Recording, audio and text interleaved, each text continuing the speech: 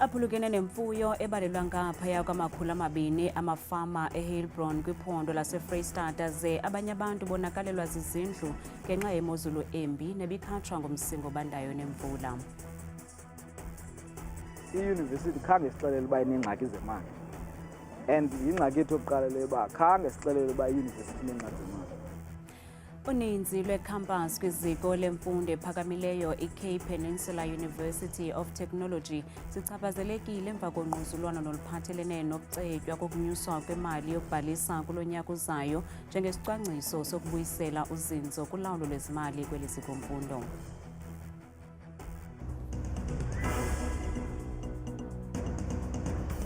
Senibulise emakhaya kanti andambe ndodwa ndamba nophumza sikhumba noyitoliki yolwimi lwezandla. Imozulu embi eHeilbron kwiphondo laseFreystata ishiye amafama amaninzi ebalilahleko njengoko ephulukene nemfuyo ebalelwa ngaphaya kwama200 namafama athi le lahleko iwabeka phantsi koxinzelelo olumandla ngokwezezimali kanti kwelinye icala abahlali kulo mmandla bonakalelwe zizindlu ngenxa yomoya obubhudla ngamandla nobukhatshwa imvula. Imozulu embi yakutshanje kweminye imimandla yeli efana neHeilbron eFreystata ishiye abanye abahlali kuquka namafama bebala ilahleko yemfuyo namakhaya abo. La mafama kungoku nje athi enza unako ukukhusela oko kushiyekileyo. Ndiyaqala ukuhlangabezana nelahleko ebuhlungu kangaka. Ndiphulukene neenkomo ezingama21 kwaye oku kundishiye ndihluphekile emphefumlweni. Kubuhlungu ukubona izikhumba zazo kanje kuba ukufuya ibiyindlela yokuziphilisa kwam kunye nosapho lwam. Andazi nokuba ndithini na kuba ndiphulukene nezinto ezininzi. Kwizilwanyana ezingama21 ezili19 kuzo bezikhulelwe, nto leyo eyenza le lahleko ibe buhlungu ngakumbi. Lo mfama ukwathi kunyanzeleke ukuba athengise enye imfuyo yakhe ukuze leyo incinane isindileyo ikwazi ukuphila. Ilahleko endijongene nayo iqikelelwa phaa kwi400,000 yeerandi. Ndide ndathengisa ezinye iinkomo ezili12 ngoba bendifuna ukuthenga ukutya namayeza ale mfuyo ishiyekileyo. Ifama yam incinci kakhulu, yiyo loo nto kunyanzeleke ukuba ndithengise enye ke ngoku ukuze ndizokuthenga ukutya okwaneleyo kwale mfuyo ishiyekileyo, kwaye oko kuxabise imali engange-150,000. Sivelelwe sisidonga apha. Ndifelwe ziinkomo ezintlanu neehagu ezintathu.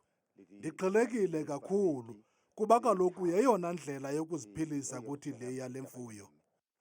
Bakwathi isebe lezolimo alikezi kulo mmandla ukuzokuhlola ilahleko.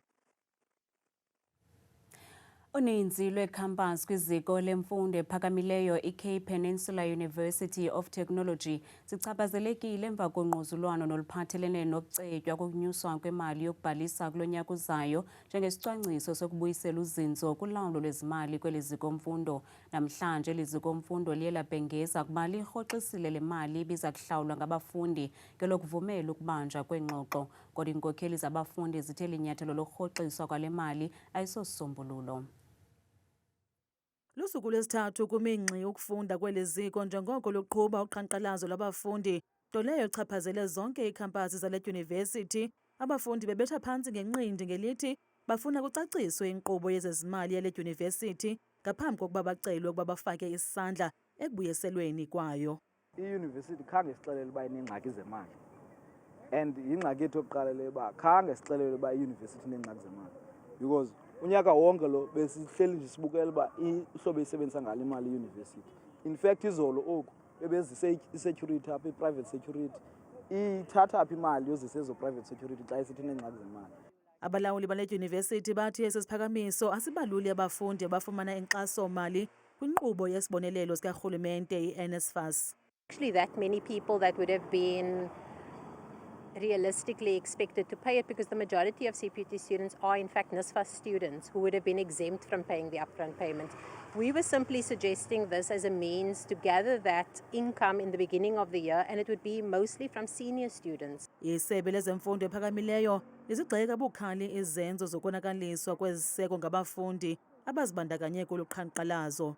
Parliament is aware, and it's part of the reasons why at the end of the month we've called in a colloquium to deal with some of the problems that the students are raising.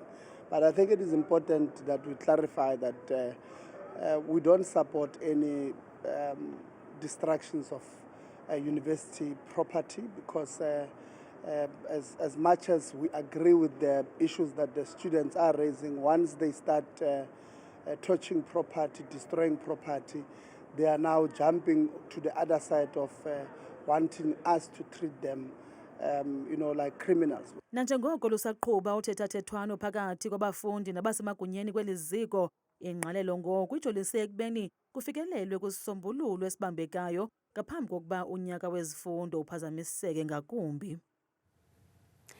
Abahlali baseNgcobo eMpuma Kapa babetha ngenqindi etafuleni besithi soze bagungqe kuqhankqalazo lwabo nolungene kusuku lwesithathu namhlanje, nalapho bemise ngxi zonke iintshukumo kule dolophu ngelimemelela kuba abeke phantsi kwisikhundla sakhe umlawuli oyintloko kumasipala e-AB Xuma uKhathuthelo Mulaudzi nabamtyhola ngokusebenzisa gwenxa izimali zalo masipala, kanti amapolisa ebephume ngobuninzi kuza kugcina ucwangco.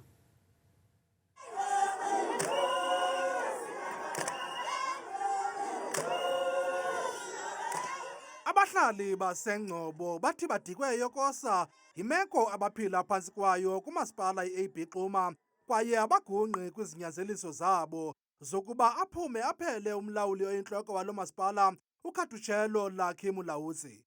Bekukhala ibhungane ke kwizitalato eziliqela zale dolophu, nanjengoko ivenkile kunye neofisi zamasebe karhulumente nazo zichaphazelekile lolu qhankqalazo nolungene kusuku lwesithathu namhlanje. Uyabona apha emva kwam ugcwele ingingenya yabahlali balapha eNgcobo abadikiweyo bubumenemene, bubuqhophololo, nempatho kabi, nenkohlakalo yabantu abakulo masipala. Asinalo kakhulu ithemba ngomasipala. Ithemba esinalo lelokuba ngaba ngoku xa kuthiwa makahambe u-MM kuthiwe masilambe, kungcono silambe ahambe u-MM. Iinkokheli zemibutho yasekuhlaleni zityhola ngelithi umnumzana Mulaudzi lo ukhuselwa ngoosopolitiki kuba bexhamla ngobukho bakhe kulo masipala. And if I were to tell you my biggest opinion, I think this municipality here, this is the AB Xuma municipality, is the food basket of the provincial politicians. And to be honest with you, if they were to remove this one man, they stand to lose a lot. Imibutho yeeteksi nayo inxalenye yale migushuzo, kwaye ikhala ngeebhasi ezihamba imigama emide ezingenazimpepha mvume zokungena kule dolophu, kwaye nayo ikhala ngolawulo olunukumzondo lwalo masipala. Inyawo lemfele siyalisola umasipala unento kwenza kule nto kunye nee-politicians, ngoba apho umasipala ngaphambili iitrafiki ebezikhona eziphaa ku-6 ebeziwenza lo msebenzi, igadile i-compliance, kujonga ipemithi, zaye zasuswa zonke kwafakwa ezintsha ezizawuremote control. Ukanti usadolophu walo masipala uthi bafakene umlomo nomlawuli walo masipala wabaqinisekisa ukuba zonke izikhalo eziphathelene neemali zomhlalaphantsi zabasebenzi zisonjululwe. Ukwahlabe ikhwelo ke kubahlali ukuba basondele kwisithebe seengxoxo ukufumana isisombululo, nanjengoko olu qhankqalazo lunefuthe elibi nakuqoqosho lwale dolophu.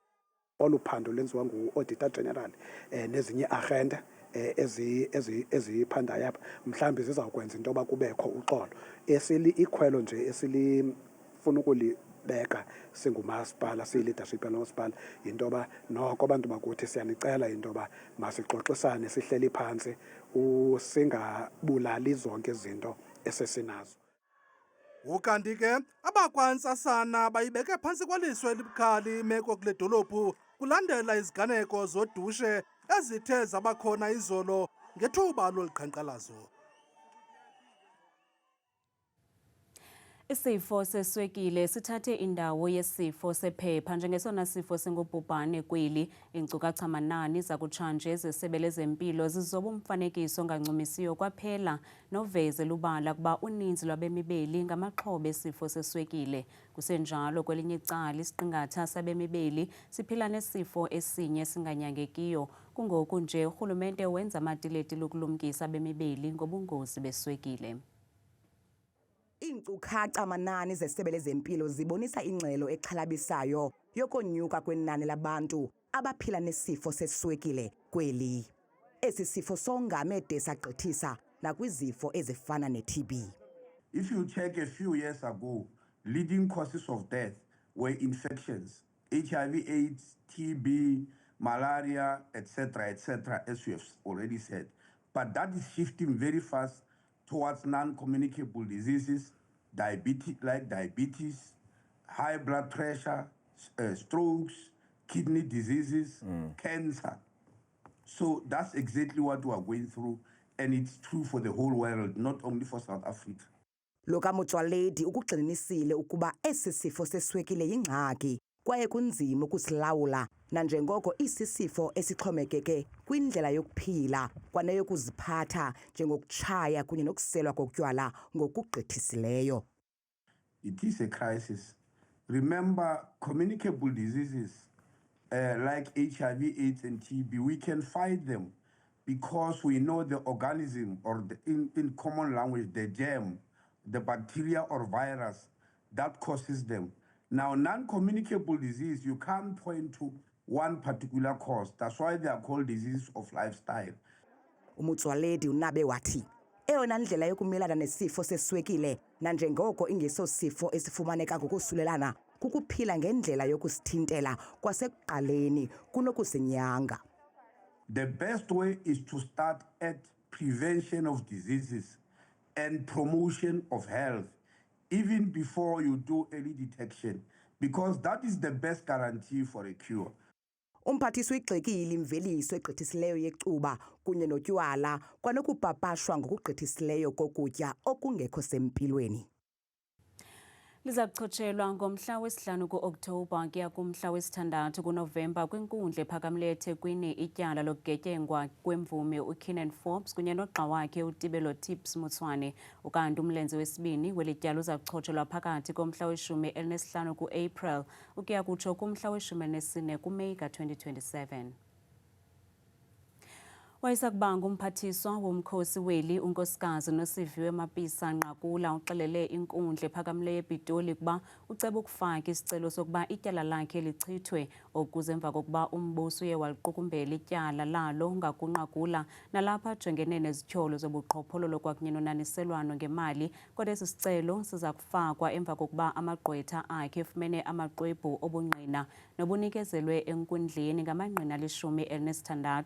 Kusenjalo le nkundla iye yayisusa imiqathango yokushicilela eli tyala enkundleni okuze emva kokuba amaziko eendaba kuquka neNewsroom Africa aye afaka isicelo esiphikisa le miqathango. Eli tyala liza kuphinda lichotshelwe ngoLwesine weveki ezayo. uGregory Loftus nongutata usomashishini ongasekhoyo uBevan Loftus uthi unyana wakhe wahlukunyezwa kangangeenyanga eziliqela phambi kokuba abulawe. Enika ubungqina phambi kwekomishoni kaMadlanga, uLoftus uziphikile izityholo zokuba unyana wakhe wayebandakanyeka kwishishini leziyobisi okanye ekubulaweni kwabantu nokwabangela ukuba amapolisa amlandele. During 2022, both Bevan and myself received information that there was an assassination contract put on Bevan's life in the amount of 2.5 million. I also received information from a policeman I know that the hit on my son, Bevan, was genuine. The word was that I should be careful because if they cannot kill Bevan, they would kill my son, Nicholas, or myself. Kule seshoni kuye kwadlalwa noshicilelo lomnxeba phakathi kukaBevan nepolisa elithile elafunjathiswa ukhuphu Loftus emsebenzini, kanti uBevan Loftus wadutyulwa wabulawa emva kweenyanga ezintathu emveni kwalo mnxeba. Mr. Clive himself, how are you? Yeah, I'm also sir. Like a lot of money, 2.5 on my head now, eh? Who is this here? Bevan? You? How you can phone Dane? How you can phone Dane to tell Dane to set me up?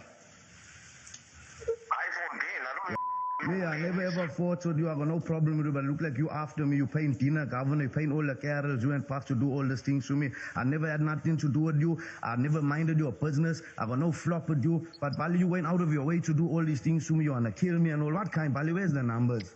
Are you making allegations against me, or are you telling me the facts? I'm asking you, where's the numbers, Bali? I never do to you. Check your word. I'm to you. Telling the people I killed Regan. See our Bali. See our checker. No flop. You want to kill me, right? No flop. The fastest lives the longest. Right? Laka.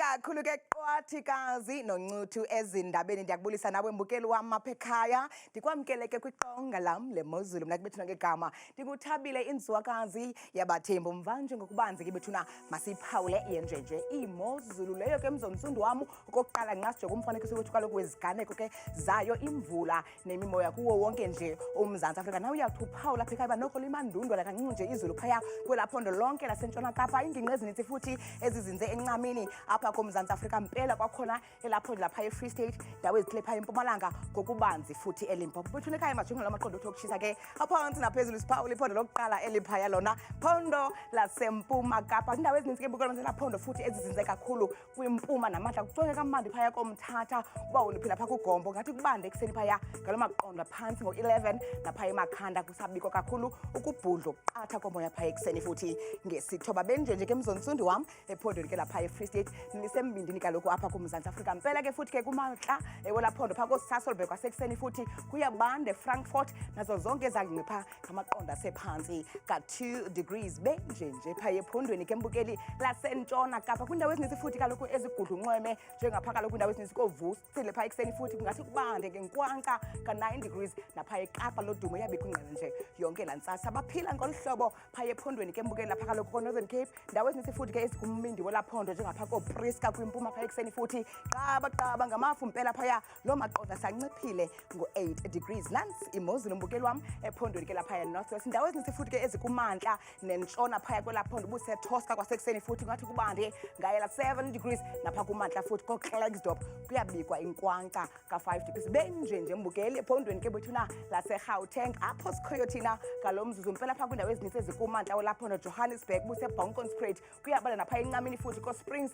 yinkwanka nengqele ekuseni ka4 degrees mbukeli nyuka nam ngokubanzi siphawule iphondo ke lapha eLimpopo indawo ezininzi laphondo futhi ezikwintshona namazantsi wena ozinze phaya koThabazimbi kwasekuseni futhi ilonqene ngamandla phaya ebilabila ngesithandathu ekuseni kanti ke futhi benjenje kwelaphondo lapha eMpumalanga kwindawo ezininzi futhi ezikumbindi nentshona phaya kwelaphondo njengapha kwasekuseni emalahleni futhi ngo4 degrees kubande kakhulu phaya kwindawo ezininzi ezikumazantsi welaphondo njengapha eStanderton ngo3 degrees vume ekhaya ndivale ndisongeMozulu ngephondo lokugqibela phaya kwaZulu Natal indawo ezininzi futhi ezikumantla nentshona phaya kwelaphondo kuyabanda mbukeli wam eNewcastle ngo2 degrees napha kumantla futhi koPietermaritzburg yinkwanka ingqele ngumoya ka4 degrees mna ndikuthanda kangaka xesha lemiyawuli